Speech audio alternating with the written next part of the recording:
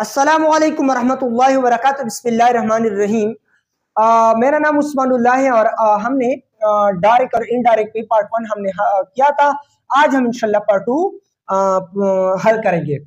अच्छा, कहते हैं कि अगर किसी फिक्रे की रिपोर्टिंग स्पीच में मफऊल यानी ऑब्जेक्ट क्या हो ना हो, अगर किसी भी फिक्रे के रिपोर्टिंग स्पीच में मफऊल यानी ऑब्जेक्ट ना हो तो रिपोर्टिंग स्पीच के फेल यानी वर्ब को क्या करना है, को रिपोर्टिंग स्पीच के जो वर्ब को टेल, टेल्स, टोल्ड या आस्क्ड वगैरह में तब्दील ना करे। मतलब ये है जो कि हमने पहले भी पढ़ा था कि हमारे पास डायरेक्ट नरेशन में दो पार्ट्स होते हैं। एक को हम कहते हैं रिपोर्टिंग, दूसरे को हम कहते हैं रिपोर्टेड स्पीच।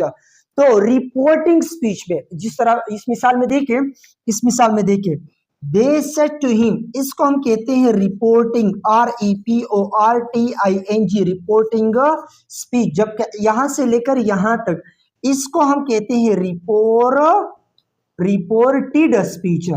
इसको हम कहते हैं रिपोर्टिंग, जबकि इसको हम कहते हैं रिपोर्टेड स्पीच। तो रिपोर्टिंग स्पीच में अगर ऑब्जेक्ट ना हो, यहां देखिए मिसाल के, यहां देखिए दे सेड टू हिम, तो यहां ऑब्जेक्ट है कि नहीं है? बिल्कुल यहां ऑब्जेक्ट मौजूद है।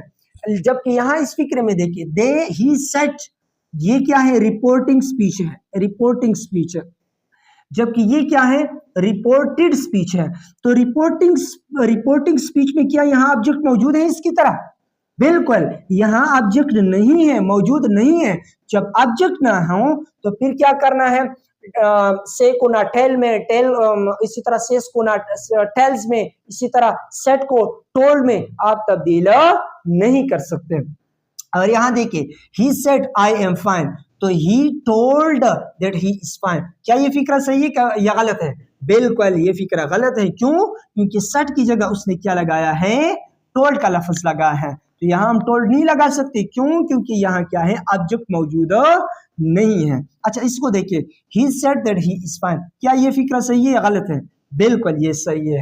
यानी सेड, यहां आपने सेड लिखना है ना कि टोल्ड। क्यों लिखना है जी? वजह इसकी ये है कि यहाँ ऑब्जेक्ट मौजूद नहीं है, इसलिए हम इसको यहाँ जी सेट को हम टोल्ड में तब्दील नहीं कर सकते। जबकि अगर यहाँ देखें, यहाँ अगर आप देखें तो इसको अगर आप तब्दील करना चाहें तो क्या करना होगा? आपने दे सेट की जगह आपने दे टोल्ड हिम, आपने यहाँ टोल्ड क्यों लगाया? यहाँ तो आपने सेट की जगह टोल्ड नहीं लगा सकते थे, कहते थे कि नहीं यहाँ नहीं लगाना है, जबकि यहाँ आपने लगा लिया टोल्ड। क्यों लगाया? क्योंकि यहाँ ऑब्जेक्ट मौजूद है।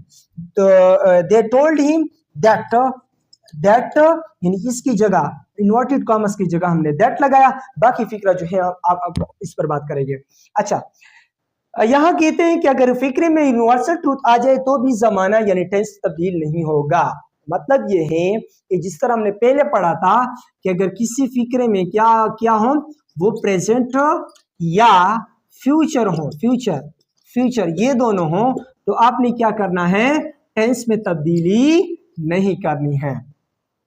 तो इसी तरह ये बात भी जहन में रखिए कि अगर किसी फिक्र में यूनिवर्सल ट्रूथ आ जाए, यूनिवर्सल ट्रूथ का मतलब ये है आफाकी सच्चाई, यानी वो बात जो सब जगह यकसा हो, सब मानते हो, तो ऐसी बात को हम यूनिवर्सल ट्रूथ कहते हैं। अच्छा, जब फिक्रे में ये आ जाए तो भी आपने टेंस को नहीं छेड़ना है, यानी टेंस पे तब्दीली नहीं करनी है। तो इस फिक्र को देखिए they said to him the earth revolves around the sun, तो ये क्या यूनिवर्सल ट्रूथ है कि नहीं है? बिल्कुल जो जमीन है इस सूरज के गिर्द घूमती हैं, लिहाजा ये बात क्या हुई? Universal truth. तो यूनिवर्सल ट्रूथ में हमने वर्ब को क्या करना है जी? उसको भी हमने छेड़ना नहीं, यानी इस पे तब्दीली नहीं करनी है।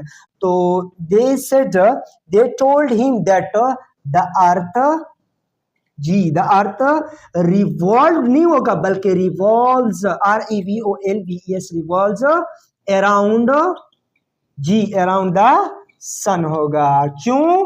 क्योंकि रिवाज की जगह हमने रिवाज यहां क्यों लगाया? क्यों? इसकी वजह ये है कि ये जो बात है ये यूनिवर्सल ट्रूथ है और यूनिवर्सल ट्रूथ में हम कभी भी तब्दीली नहीं कर सकते। तो ये था हमारा आज का सबक। इसके साथ उस्मानुल्लाह को इजाज़त दीजिए। अस्सलामु अलैकुम वरहमतुल्लाहि वबरकातुहू।